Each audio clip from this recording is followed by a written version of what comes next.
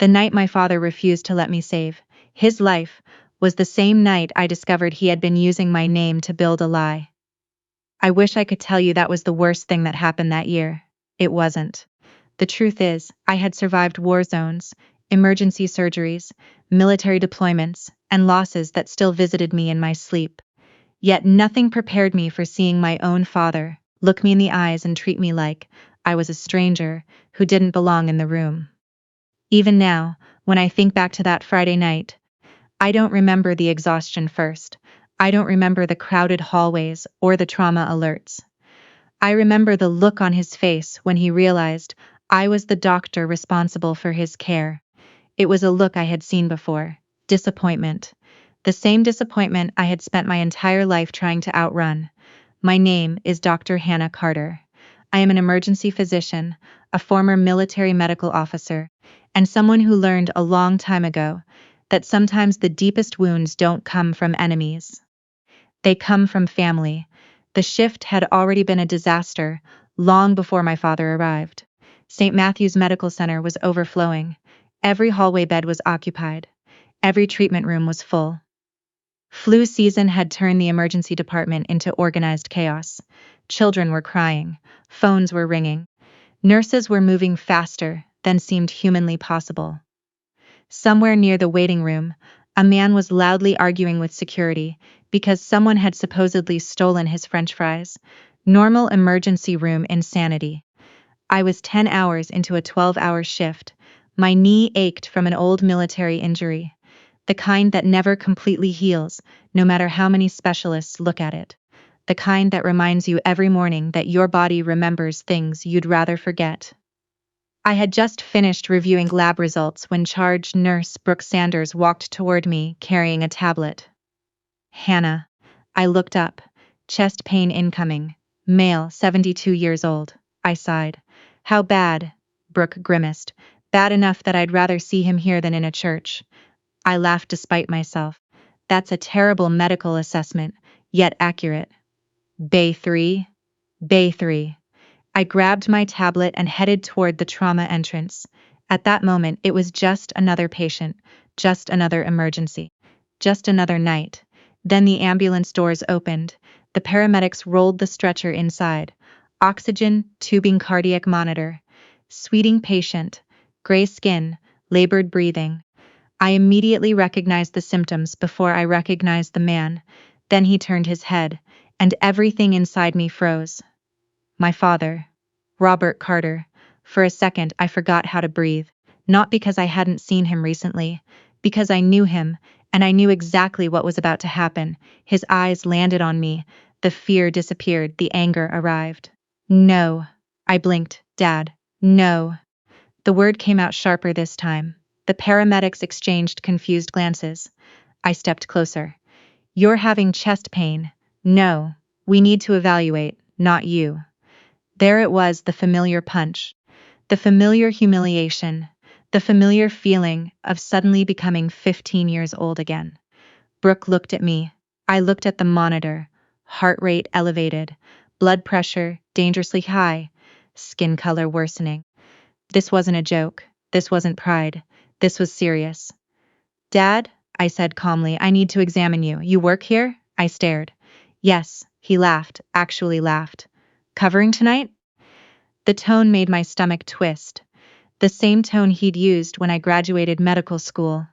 The same tone he'd used when I joined the military.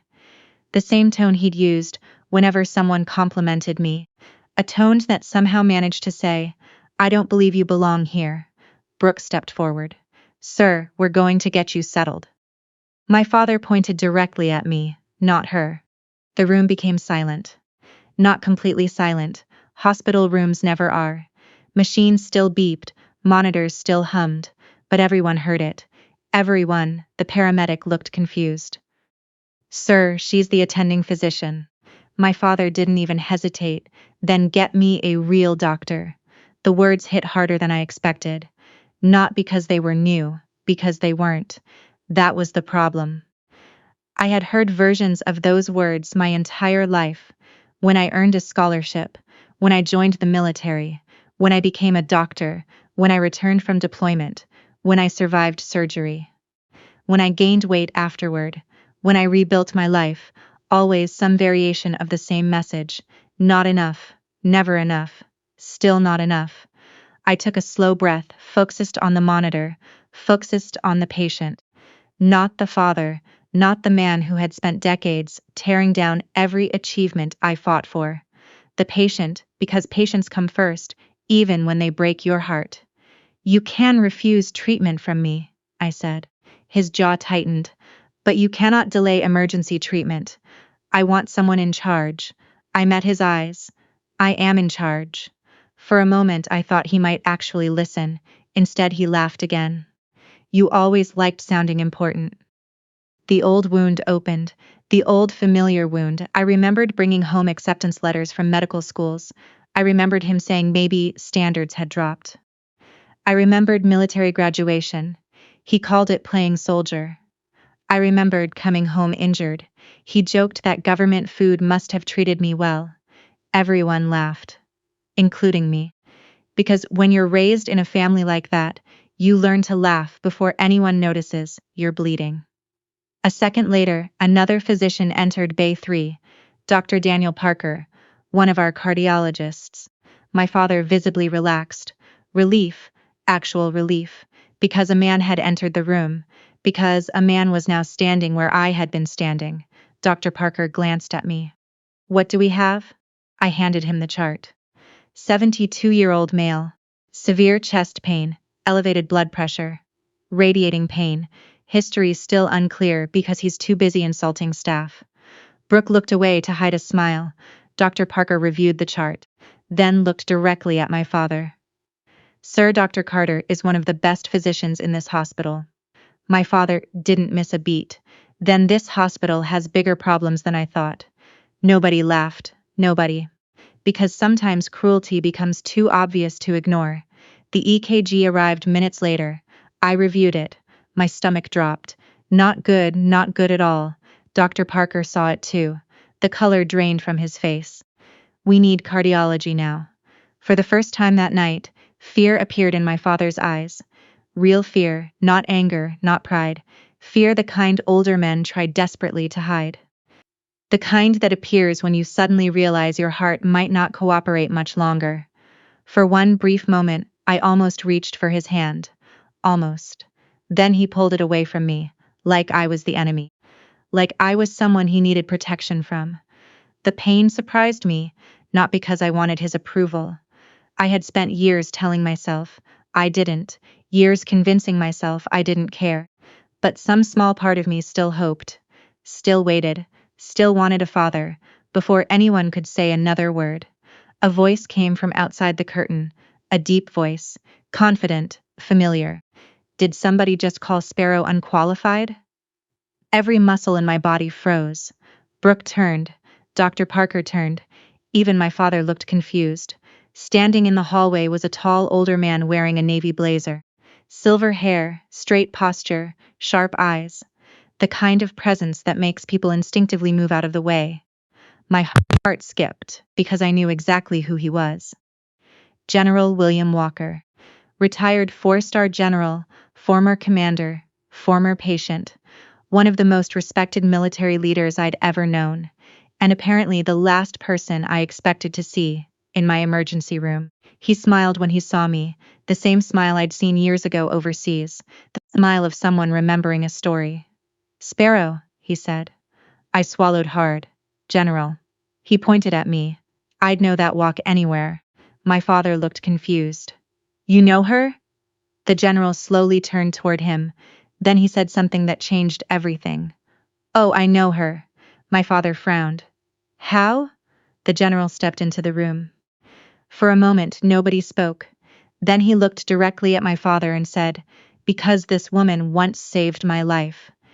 And suddenly, for the first time that night, the room no longer belonged to my father. The moment General William Walker said, this woman once saved my life, the entire atmosphere inside Bay 3 changed. My father looked at him, then at me, then back at him. Confusion replaced certainty. For years, Robert Carter had controlled every room he entered. He was the loudest opinion, the strongest personality, the final authority. But for the first time in my life, I watched someone walk into his world carrying a truth he couldn't dismiss. General Walker stepped closer. "You don't remember me, do you?" he asked my father. My father shook his head. "No," the general smiled. "That's okay. Most people don't remember the names of the people who owe them their lives." I immediately knew where this conversation was heading, and I hated it. Not because the story wasn't true, because I never liked talking about it. War stories have a way of becoming legends. Legends leave out the fear. They leave out the mistakes. They leave out the nightmares. The general pointed toward me. She was 29 years old when I met her. My father frowned. "Overseas?" The general nodded. "Afghanistan." The word alone brought memories rushing back. Dust, blood, helicopter blades, radio static, screaming fear, the kind of fear that sits in your stomach and never fully leaves. General Walker looked toward me. "You still hate this story?" "Absolutely." He laughed. "Too bad." Brooke was pretending to organize equipment while obviously listening. Dr. Parker had stopped pretending altogether. Even a couple nurses near the hallway slowed down. The general continued. "We were hit during an operation outside Kandahar." My stomach tightened. Here we go. Vehicles damaged, multiple casualties, communications barely working. He looked directly at my father. I watched grown men panic, silence. I watched trained soldiers freeze. More silence. Then I watched your daughter take control. I shook my head. "General, no." His voice softened. "People deserve to know." My father stared at me. The general continued. "She had a concussion." I closed my eyes. "Her knee was injured." I sighed. "She'd been awake nearly 20 hours." The room remained silent. But she never stopped moving. My father didn't say anything. For once, not one word. General Walker's voice became quieter. "There were moments that night when I genuinely believed I was going to die. Nobody moved. She didn't panic." The general pointed at me. "She kept people alive." His eyes met my father's, including me. The silence afterward felt enormous. My father looked at me differently. Not proudly, not yet. Almost like he was looking at a stranger. A person he thought he knew. A person he had never actually taken time to understand. Finally he spoke. "You never told me." The answer slipped out before I could stop it. "You never asked." That one hurt. I saw it land. The general saw it too, because he quietly changed the subject. "How's the knee?" I rolled my eyes, still predicting bad weather. He laughed. "Most reliable forecast in Texas." A few people smiled. My father didn't, because he was still staring at me, still trying to understand why complete strangers respected his daughter more than he ever had. A few minutes later, cardiology arrived. My father was prepared for emergency imaging. As they rolled his bed toward the hallway, he looked back at me. For a second, the anger disappeared. Only fear remained. Real fear. Then the walls went back up. The bed disappeared around the corner. And I finally breathed again. An hour later, I found myself walking through a quiet hallway beside General Walker. The ER noise faded behind us. For the first time all night, neither of us spoke. Then he said something that made my stomach drop. "Your father contacted my office 3 days ago." I stopped walking. "What?" The general nodded. "He requested a meeting." My pulse quickened. That made no sense. My father didn't know anyone in the general's office, at least not directly. "What did he want?" The general's expression darkened. "That's the problem." I didn't like that answer. Not even a little. "What happened?" He folded his arms. "He came with a proposal." The knot in my stomach tightened. "What kind of proposal?" "A veterans housing project." I froze, because suddenly I knew exactly who was behind it. My brother, Michael Carter. Of course. Always Michael. My older brother had spent most of his adult life chasing shortcuts disguised as opportunities. Real estate, construction, investments, partnerships. Every year there was a new business. Every year there was a new excuse. Every year there was another failure. And somehow everyone else was expected to clean up afterward. The general continued. Your father claimed you were involved.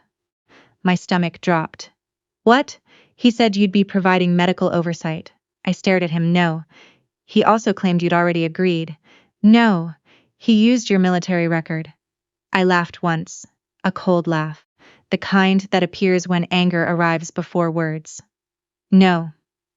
The general nodded slowly. That's what I thought. For several seconds neither of us spoke. Then he said the sentence that changed everything. He sounded like a man selling something. And suddenly every piece fell into place. My name, my career, my military service, my reputation. Someone was using all of it, without my permission. The realization hit like a punch. Not because it surprised me, because it didn't deep down I already knew.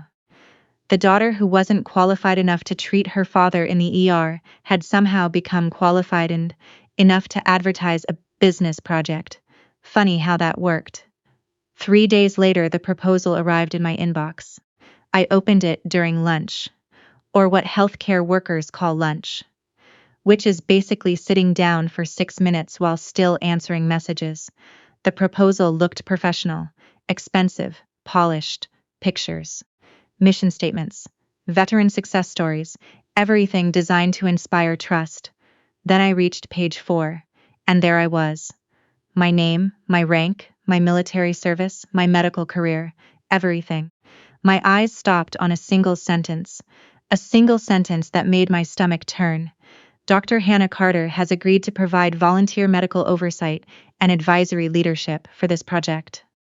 I read it twice, then 3 times. Then 4, maybe because part of me hoped I was misunderstanding.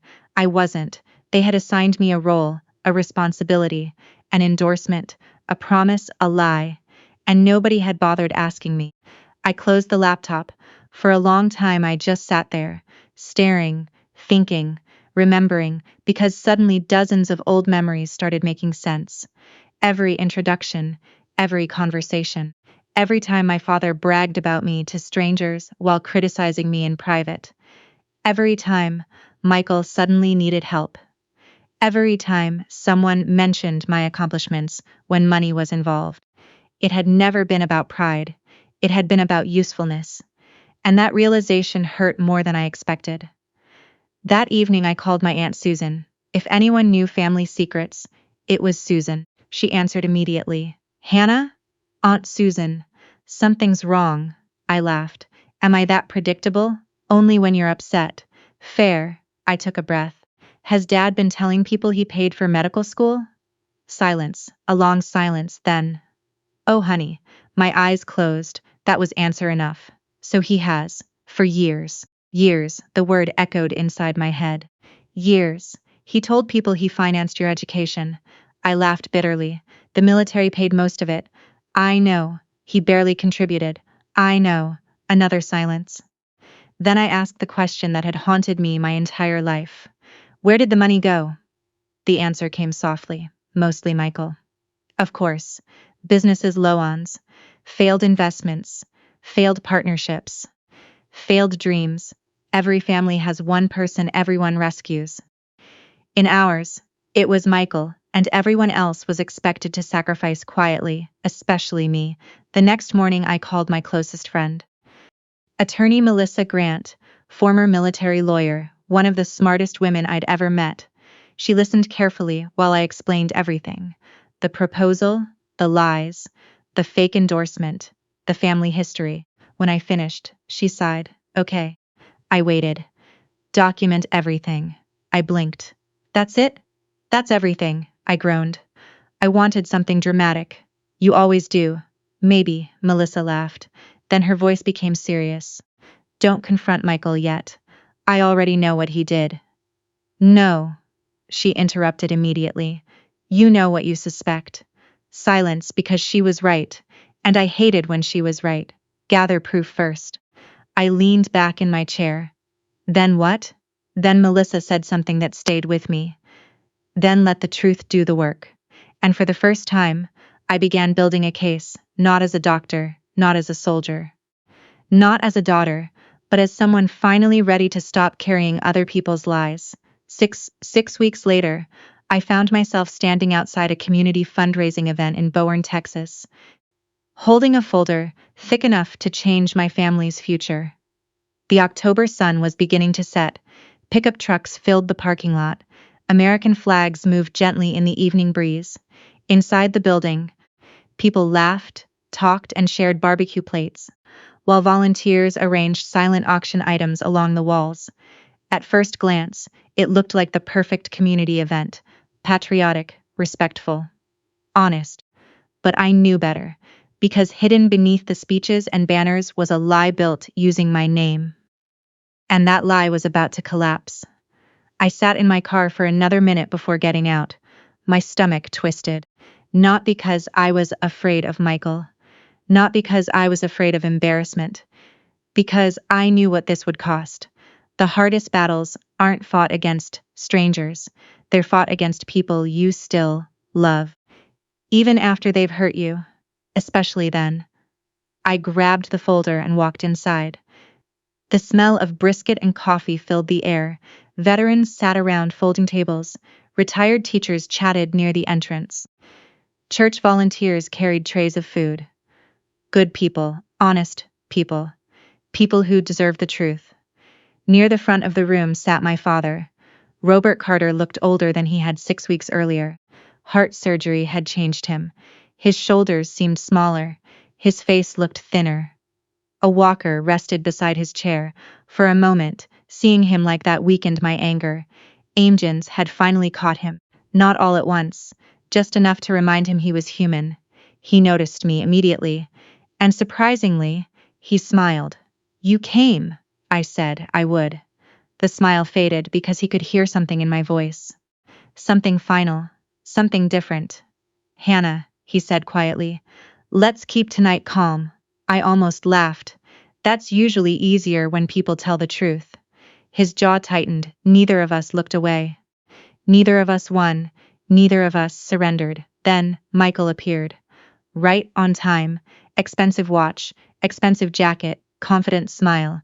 The same smile he'd used his entire life whenever he wanted something. "Hannah." "Michael." His eyes immediately dropped to the folder in my hand. The smile weakened. "You brought paperwork. I learned from watching you." The smile disappeared completely. For a second we simply stared at each other. Then he sighed. "Can we get through one evening without a fight?" I looked directly at him. "Tell everyone I don't support the project." Silence.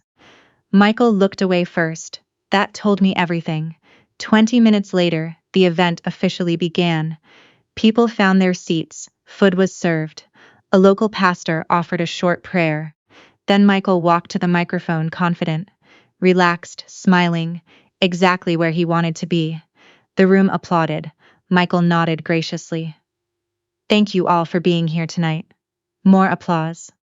He spent the next several minutes talking about service, sacrifice, community, veterans. Everything sounded perfect. Everything sounded noble. Everything sounded rehearsed. Then he started talking about family. And I knew the trap was coming. My father taught me the value of hard work. The audience nodded. My family has always believed in helping others. More smiles. Then Michael looked directly toward me. "My sister dedicated her life to serving this country." People turned to look. "She served overseas." More applause. "She saved lives." More applause. "She's one of the finest physicians I know." The applause became louder. And then he delivered the lie, the biggest lie of all. "And I'm proud to announce that Dr. Hannah Carter has agreed to help oversee the medical side of this project moving forward." The audience erupted. People smiled at me. Some even stood to clap, waiting for me to wave, waiting for me to confirm it. Instead, I stood up. The applause slowly died. Michael's smile froze. The room became quiet. Very quiet. I started walking toward the stage. Every step felt heavier than the last. Part of me wanted to leave. Part of me wanted to avoid the entire thing. Part of me wanted peace. Then I looked around the room, at the veterans, at the families. at the people who trusted words like honor and service, because they had actually lived them. And I kept walking. Michael stepped backward, still smiling, still hoping, still pretending. I reached the microphone, opened my folder, and took a breath. My name is Dr. Hannah Carter. The room fell completely silent. I'd like to clarify something. Michael's smile vanished. I looked directly at him, then at the audience, then at my father. I never authorized the use of my name for this project. Silence. Real silence, the kind that feels physical. A few people exchanged confused looks. Michael stepped forward. Hannah, I raised a hand. He stopped. I never agreed to provide medical oversight. More silence. I never reviewed the proposal. I lifted one document. I never approved the property. Another document. I never authorized the use of my military record. The room looked stunned. People weren't smiling anymore. Now they were listening. And listening is dangerous when the truth finally arrives. Michael's face had gone pale. There's an explanation. There is. I nodded. And you're welcome to give it after I'm finished. The room became even quieter. I continued. The proposal being distributed contains statements that are false. A murmur spread through the audience. I have formally withdrawn any implied endorsement. More whispers. I have also notified the organizations involved. Michael stepped forward again. Hannah, you're making this sound worse than it is. I held up page 4. No. My voice remained calm. This made it exactly what it is. The room froze, and then another voice echoed from the back of the hall. No, Mr. Carter. Everyone turned, every single person. Standing near the entrance was General William Walker. Michael's face briefly brightened, then immediately fell, because the general wasn't smiling. Not at all. General Walker walked slowly toward the front. The room parted automatically. Confident people often look powerful. Truly powerful people rarely need to prove it. The general reached the stage. Michael extended his hand. General Walker? The general ignored it. The entire room saw. Michael slowly lowered his hand. Humiliation spread across his face. General Walker turned toward the audience. My office reviewed this proposal. Nobody moved. We are suspending support immediately pending further investigation. The words hit like thunder. Michael looked stunned. My father looked devastated. General Walker continued. A failed investment isn't a crime. His eyes locked onto Michael. But using veterans and unauthorized endorsements to rescue one is unacceptable. Nobody spoke. Nobody breathed. Then something happened I never expected. For the first time all evening, my father looked at Michael instead of me. And what I saw on his face wasn't anger. It wasn't embarrassment. It was disappointment. Deep disappointment. The kind only a parent can feel. Michael, my brother looked away. My father spoke again. You told me she agreed. Silence. Michael swallowed. I said she would agree. My father blinked. Just once. But something broke behind his eyes. Maybe denial. Maybe pride. Maybe the story he'd been telling himself for years. The story that Michael just needed one more chance. The story that everything would eventually work out. The story that excuses could become reality if repeated long enough. For the first time, he saw the truth. And he couldn't look away. The fundraiser collapsed after that. One donor requested his money back. A county official asked for copies of the documents. A reporter requested interviews. Questions multiplied. And onagers disappeared. Michael tried explaining, then defending, then blaming. But facts don't argue. Facts simply exist, and eventually the truth won. 3 days later, local news outlets published the story. The project was suspended. Organizations withdrew support. Investigations began.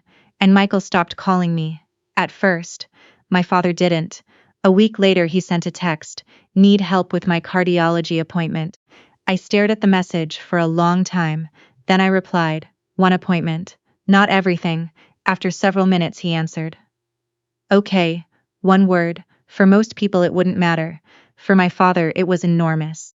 Because for the first time in my life, He accepted a boundary. A few days later, I visited him.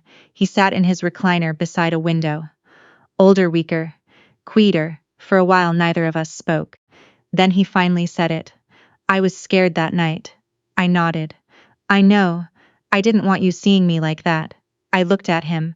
So you tried to make me smaller first. His eyes dropped. For once, he didn't argue. Minutes passed. Then he quietly said something I never expected to hear. I was wrong. I froze. My father rarely apologized, almost never. But he continued.